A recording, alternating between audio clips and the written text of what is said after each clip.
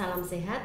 Senang sekali saya Jengning dapat berjumpa kembali dengan sahabat semua dalam acara podcast Serasi, sejenak rehat sambil diskusi. Sahabat Serasi semua, pada kesempatan hari ini kita akan membahas topik tentang penyakit malaria. Selama beberapa waktu ke depan, saya akan membersamai sahabat Serasi semua. Tentu saja saya akan didampingi oleh narasumber-narasumber yang sangat berkompeten pada bidangnya. Baik, marilah kita perkenalkan narasumber-narasumber pada hari ini. Narasumber yang pertama, beliau seorang dokter, epidemiolog, dan beliau adalah Koordinator Substansi Surveillance Epidemiologi di BPTKL PP Yogyakarta, Dr. Yohana Gita Chandra MS. Apa kabar hari ini? Baik, Jengning, terima kasih. Terima kasih. Narasumber yang kedua, beliau juga seorang epidemiolog. Beliau adalah Subkoordinator Substansi Advokasi dan KLB di BPTKL PP Yogyakarta, Ibu Heni Amikawati SKM. Bu Heni, apa kabar? Alhamdulillah sehat, Jengning. Sehat juga? Alhamdulillah sehat juga. Dan narasumber kita yang ketiga, seorang Pranata Laboratorium Kesehatan di Laboratorium Parasitologi BPTKL PP Yogyakarta, yang sekaligus merupakan cross-checker malaria tingkat provinsi di Daerah Istimewa Yogyakarta. Beliau juga sudah mendapatkan sertifikat level 1 dari WHO. Siapakah beliau? Beliau adalah Mbak Septriana Putri Andani, AMD, atau biasa dipanggil Mbak Ria. Mbak Ria, apa kabar hari ini? Baik, Jengning. Terima kasih. Sahabat Serasi semua, kalau kita mendengar penyakit malaria, tentu yang ada dalam pikiran kita adalah penyakit yang menakutkan, berbahaya, dan dapat menimbulkan kematian jika tidak diatasi secara benar dan tepat, juga cepat. Nah, untuk lebih jelasnya, marilah kita dengarkan penjelasan dari Bu Chandra, apa itu penyakit malaria, dan seperti apa gejala-gejala yang perlu kita waspadai. Silakan Bu Chandra. Baik, Bu Ning. Memang penyakit malaria masih menjadi masalah kesehatan, baik di dunia maupun di Indonesia. Dan penyakit malaria ini dapat menyebabkan kematian, khususnya pada kelompok risiko tinggi seperti pada bayi, balita, dan juga ibu hamil. Akan tetapi, penyakit ini juga dapat menurunkan kinerja atau produktivitas kelompok umur muda karena dapat menyebabkan anemia yang pada akhirnya dapat menurunkan kinerja dari kelompok usia tersebut. Penyakit malaria masih menjadi prioritas baik secara global maupun nasional. Dan untuk gejala-gejalanya, Bu Ning, penyakit malaria ini sangat bervariasi dari yang ringan hingga yang sangat berat. Biasanya pasien datang ke tenaga kesehatan dengan gejala demam, menggigil, dan juga berkeringat. Selain itu juga dapat disertai dengan sakit kepala atau disertai dengan mual, muntah, diare, dan juga nyeri otot atau nyeri sendi-sendi. Dan biasanya saat pasien datang ke tenaga kesehatan, mereka akan ditanya apakah ada riwayat habis bepergian ke daerah dengan endemis malaria, atau mungkin bahkan tinggal di daerah endemis malaria, atau ada riwayat pernah mengkonsumsi obat malaria, atau ada riwayat didiagnosa atau pernah sakit malaria, atau ada riwayat transfusi darah, dan juga apakah ada riwayat tinggal, menginap, ataupun bekerja di daerah hutan. Selain itu, pasien juga akan diperiksa secara fisik, apakah ada gejala demam, apakah ada gejala konjungtiva atau telapak tangannya pucat, lalu diperiksa juga apakah ada pembesaran spleen atau lien ataupun pembesaran hati. Biasanya pada malaria yang berat dapat dijumpai splenomegali, yaitu pembesaran lien atau limpa, ataupun pembesaran hati yang disebut dengan hepatomegali. Selain itu, pada malaria yang berat juga dapat terjadi gejala seperti penurunan kesadaran, jadi seperti gejala ensefalitis gitu ya. Lalu juga dapat terjadi gejala ikterik, yaitu kuning, dan juga bisa ada gejala warna urinnya menjadi hitam yang kadang disebut dengan black water fever. Jadi sangat bervariasi Bu Ning gejala-gejalanya. Ternyata sangat banyak sekali ya Bu Chandra untuk gejala-gejala yang timbul yang perlu kita waspadai. Ya. Terus ini Bu Chandra, kalau untuk penyebabnya sendiri itu apa penyakit malaria itu? Dan selain penyebab, cara penularannya gimana? Biar sahabat serasi di rumah lebih jelas lagi. Malaria adalah penyakit yang disebabkan oleh parasit Plasmodium. Dan untuk tipe-tipenya, Plasmodium itu saat ini yang diketahui ada 5, yaitu yang pertama Plasmodium falciparum, ada Plasmodium ovale, ada Plasmodium malariae, ada Plasmodium vivax, dan juga Plasmodium knowlesi. Dan Plasmodium itu bisa masuk ke dalam tubuh manusia karena ditularkan melalui nyamuk, biasanya nyamuk betina dewasa. Dan khusus untuk yang Plasmodium knowlesi dapat ditularkan melalui primata atau monyet ke dalam tubuh manusia. Jadi pada tahun 2009 di Indonesia, yaitu di Pulau Kalimantan dan Pulau Sumatera, dilaporkan ada kasus malaria knowlesi ini. Ya, terima kasih penjelasannya Bu Chandra. Sama-sama. Semoga sahabat serasi tambah jelas dan tambah pengetahuannya tentang malaria ini. Nah, seperti tadi disebutkan Bu Chandra, untuk gejala-gejala yang banyak tadi ya, itu kan tidak asal ada gejala itu terus kita divonis malaria itu, mungkin kan nggak gitu. Untuk memastikan itu penyakit malaria atau bukan, mungkin perlu pemeriksaan laboratorium gitu ya. Ya. Nah, ini karena di sini sudah hadir Mbak Ria dari Laboratorium Parasitologi yang sekaligus cross checker malaria tingkat provinsi. Silahkan dijelaskan Mbak Ria, bagaimana untuk pemeriksaan malaria itu, apa yang diperiksa, terus bagaimana alur pemeriksaannya itu. Silahkan Mbak Ria. Ya, terima kasih Jengning. Jadi untuk penegakan diagnosis malaria secara laboratorik ada 3 metode pengujian. Yang pertama pengujian RDT atau Rapid Diagnostic Test, biasa disebut dengan uji diagnostik cepat. Jadi pada pengujian ini sampel yang diperiksa adalah sampel darah yang diambil dari ujung jari pasien. Kemudian pengujian ini didasarkan pada metode imunokromatografi yang mendeteksi adanya antigen pada dari plasmodium pada darah penderita dengan menggunakan reaksi antigen dan antibodi. Tes ini dapat dilakukan di beberapa fasilitas pelayanan kesehatan. Tes ini mudah dilakukan, kemudian sederhana. Namun begitu, tes ini memiliki beberapa kelemahan, diantaranya dapat memberikan hasil positif atau negatif palsu. Kemudian pengujian RDT itu lebih mahal daripada pengujian mikroskopik. Kemudian tidak dapat membedakan Plasmodium falciparum maupun non falciparum.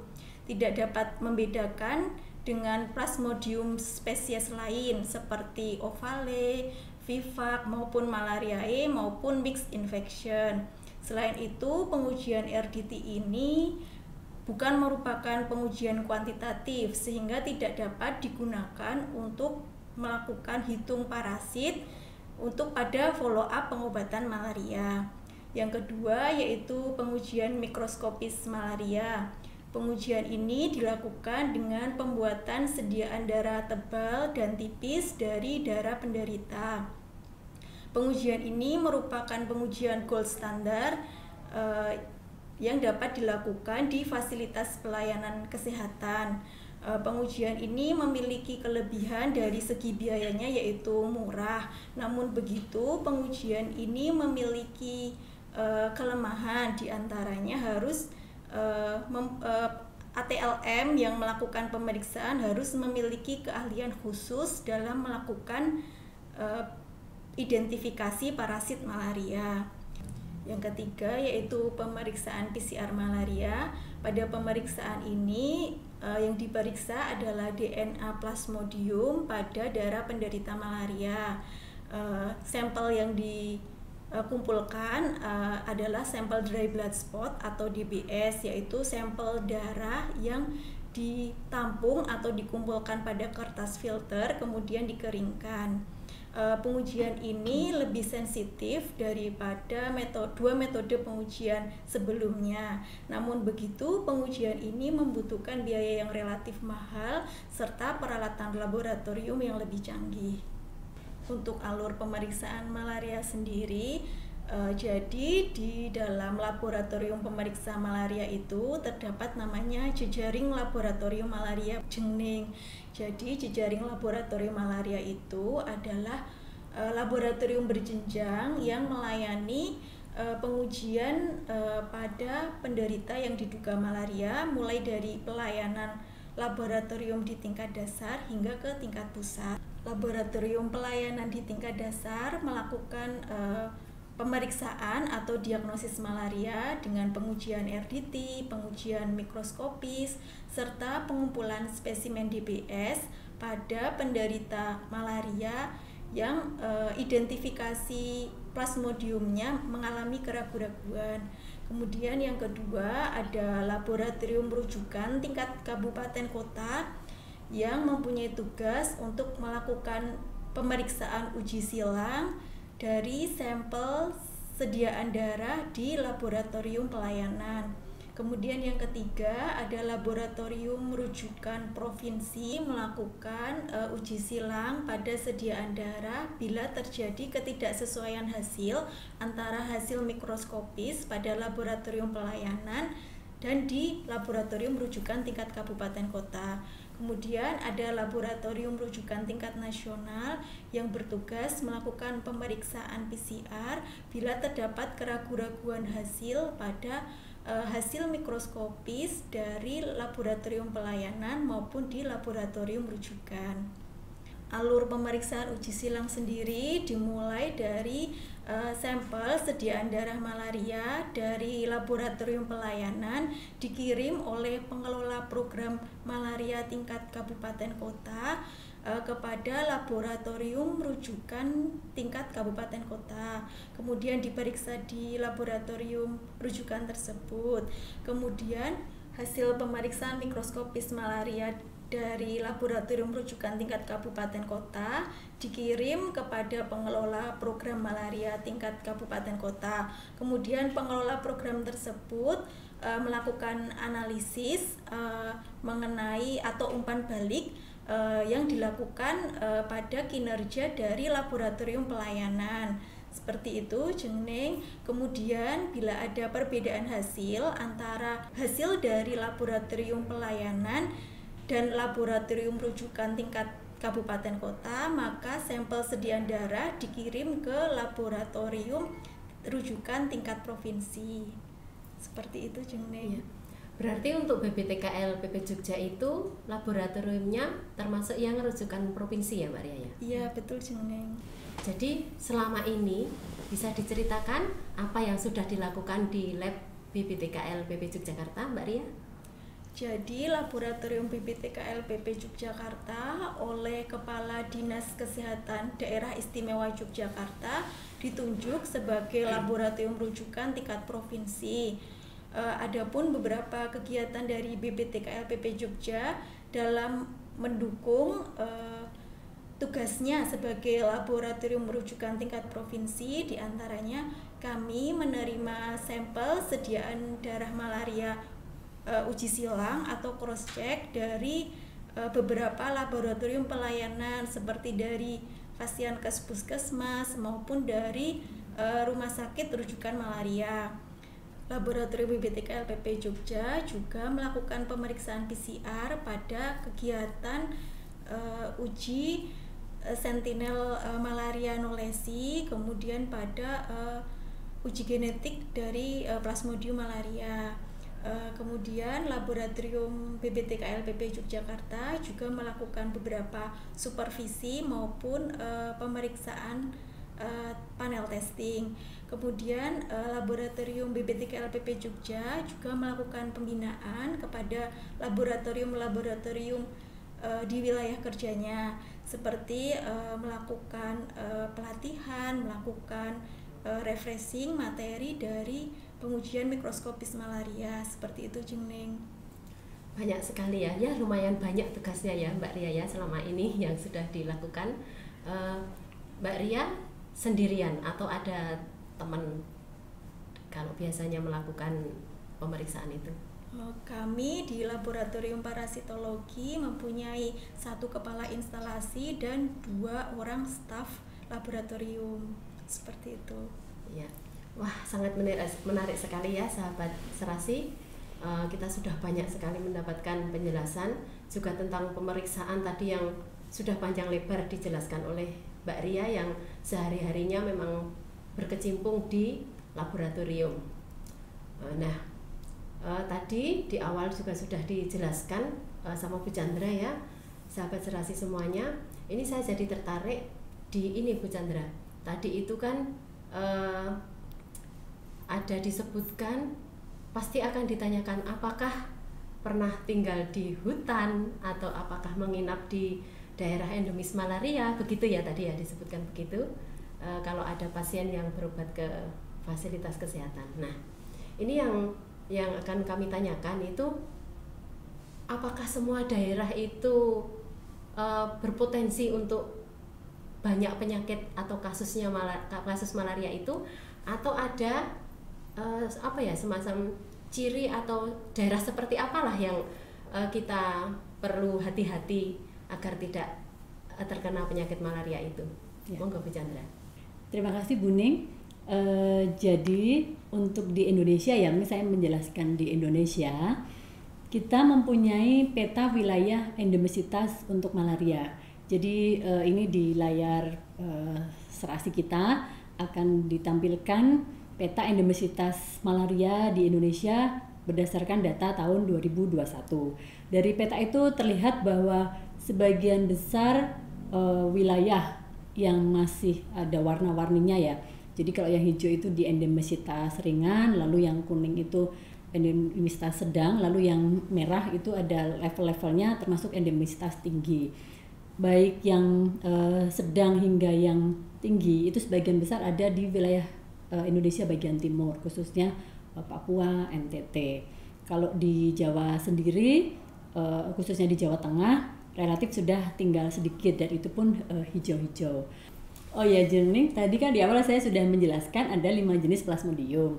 Nah, untuk plasmodium jenis falciparum dan vivax itu adalah 2 jenis plasmodium yang banyak terjadi pada kasus malaria di Indonesia. Sedangkan untuk plasmodium malaria itu banyak terjadi di wilayah Lampung, lalu di wilayah Papua dan Nusa Tenggara Timur. Sedangkan untuk yang Plasmodium ovale banyak terjadi di wilayah Papua dan Nusa Tenggara Timur. Demikian informasi tambahannya. Kalau dilihat dari peta yang ditayangkan tadi, bisa dilihat ya ibu-ibu, itu wilayah kerja kita DIY dan Jawa Tengah itu banyak warna putih-putihnya. Itu apa artinya, Bu Heni bisa dijelaskan? Iya itu Jengning, yang warna putih di peta itu artinya wilayah itu sudah bebas malaria. Nah, kalau dilihat juga dari peta itu masih ada warna hijau yang ada di Provinsi Jawa Tengah maupun di DIY. Warna hijau itu artinya tingkat endemisitas rendah. Namun sudah ada kabar gembira itu Jengning, tahun 2022 itu di Provinsi Jawa Tengah sudah ada nambah 1 kabupaten di Banjarnegara itu sudah mendapatkan sertifikat eliminasi malaria. Yang Jawa Tengah ya Bu? Yang Jawa Tengah, iya betul. Sedangkan yang untuk DIY itu tuh tahun 2014 kan Kabupaten Bantul, Kabupaten Gunung Kidul, Kabupaten Sleman sama Kota Yogyakarta sudah mendapatkan sertifikat eliminasi malaria. Nah, yang tahun 2022 ini Kabupaten Kulon Progo mendapat giliran juga untuk memperoleh sertifikat eliminasi malaria. Jadi yang untuk DIY itu sudah semua kabupaten kota memperoleh sertifikat eliminasi malaria. Jadi DIY siap untuk menuju eliminasi provinsi yang targetnya tahun 2023 ini, Jengning. Tuh, minta doanya ya, semoga berhasil. Iya, amin. Hebat sekali ya Bu Heni ya. Kalau semuanya nanti sudah warna putih semua, sudah dapat sertifikat eliminasi ya. Nah, terkait sertifikat eliminasi itu Bu Heni, bagaimana sih cara mendapatkannya? Untuk penanggulangan malaria ini kita berpedoman kepada Permenkes nomor 22 tahun 2022 tentang penanggulangan malaria. Dalam Permenkes itu disampaikan bahwa tahapan untuk penanggulangan itu ada 4. Yang pertama, akselerasi itu ditujukan pada wilayah dengan endemisitas tinggi, itu untuk menurunkan jumlah kasus malaria. Yang kedua adalah tahap intensifikasi, itu pada daerah dengan endemisitas sedang, itu untuk mengurangi jumlah penularan kasus setempat. Nah, yang ketiga itu tahap pembebasan, itu pada wilayah dengan endemisitas rendah. Itu tujuannya untuk menghentikan penularan setempat sehingga nantinya akan memperoleh sertifikat eliminasi. Nah, untuk memperoleh sertifikat eliminasi ini, Jengning, itu ada 3 kriteria ya. Yang pertama kriterianya itu selama 3 tahun berturut-turut itu tidak ada kasus penularan setempat. Yang kedua, sudah ada sistem surveillance yang optimal. Dan yang ketiga itu adanya upaya penanggulangan yang terpadu. Nah, seperti itu. Tapi jangan puas dulu ya setelah memperoleh sertifikasi eliminasi malaria, karena itu masih harus ada tahap yang keempat, yaitu tahap pemeliharaan, yaitu untuk mencegah adanya penularan setempat pada daerah yang sudah bebas malaria. Itu untuk mempertahankan status bebas malaria itu, Jengning. Nah, setelah kabupaten kota itu memperoleh sertifikat eliminasi semua seperti yang DIY tadi, itu kan kita beranjak untuk memperoleh sertifikat eliminasi malaria tingkat provinsi. Nah, setelah tingkat provinsi tercapai, itu kita beranjak juga untuk pencapaian eliminasi malaria tingkat regional. Untuk tingkat regional ini ada regional Jawa Bali, ada regional Sumatera, Sulawesi, Nusa Tenggara Barat, ada regional Maluku Utara, Kalimantan, regional Maluku Nusa Tenggara Timur, dan regional Papua Barat. Nah, setelah regional itu tercapai, semua regional tercapai, itu yang nantinya kita akan menuju ke eliminasi malaria nasional yang targetnya tahun 2030. Itu, Jengning. Banyak tahapnya ya Bu. Iya, banyak. Perlu perjuangan panjang untuk mencapai. Jadi 7 tahun lagi ya Bu ini ya? Iya, betul. Masih lama ya. Iya. 2030 ya, Bu betul. Itu 2030 untuk target eliminasi malaria nasional. Ya. Begitu ya, sahabat serasi semuanya. Untuk selanjutnya Bu Eni, sejauh ini apa sih peran dari BPTKL PP Yogyakarta? Bisa diceritakan? Iya, kita sebagai UPT Kemenkes yang ada di wilayah layan di Jawa Tengah ya, itu kita juga berperan untuk sumbangsih kita untuk wilayah kerja kita, wilayah layanan kita. Ini yang pernah kita lakukan untuk kegiatan malaria ini. Jadi untuk peran BPTKL PP Yogyakarta yang ada di DIY sama Jawa Tengah, itu kita melakukan beberapa kegiatan, diantaranya adalah MBS, Mass Blood Survey, yang diupayakan untuk penemuan kasus malaria. Kemarin kita lakukan di Kabupaten Kulon Progo, Kabupaten Magelang, dan Kabupaten Purworejo. Ya. Terus juga ada IRS, Indoor Residual Spraying. Itu kemarin kita melakukan pelatihan yang ada di Purworejo ya Bu Chandra ya. Purworejo. Terus kita support juga untuk IRS yang ada di Kabupaten Kulon Progo. selain itu juga ada kegiatan survei vektor untuk mengetahui jenis vektor yang ada di wilayah itu apa saja gitu ya Dik Ria ya. Itu kemarin kita lakukan juga di Kabupaten Purworejo, Kabupaten Magelang, dan Kabupaten Kulon Progo. Jadi itu yang disebut wilayah pegunungan menoreh ya? Iya, yang di kabupaten. 3 kabupaten itu ya? Iya, betul. Terus selain itu kita juga memfasilitasi pada saat penyusunan dokumen kerjasama yang waktu itu dibutuhkan untuk dokumen kelengkapan untuk pengajuan sertifikat eliminasi di Kulon Progo. Itu kita memfasilitasi untuk MOU antara Kabupaten Kulon Progo, Kabupaten Magelang, dan Kabupaten Purworejo. Itu kerjasama di bidang pemerintahan, pembangunan, dan kemasyarakatan. Kita ikut kesehatan ya? Iya, kita berperan di situ juga. Selain itu, seperti tadi yang disampaikan Bu Chandra, itu kita mempunyai PR yang ada di wilayah Menoreh tadi. Kita memfasilitasi untuk pertemuan percepatan eliminasi malaria di lintas batas Bukit Menoreh. Itu melibatkan 5 kabupaten, ada di yang DIY itu Kabupaten Kulon Progo, yang Provinsi Jawa Tengah Kabupaten Purworejo, Magelang, Wonosobo, sama Banjarnegara.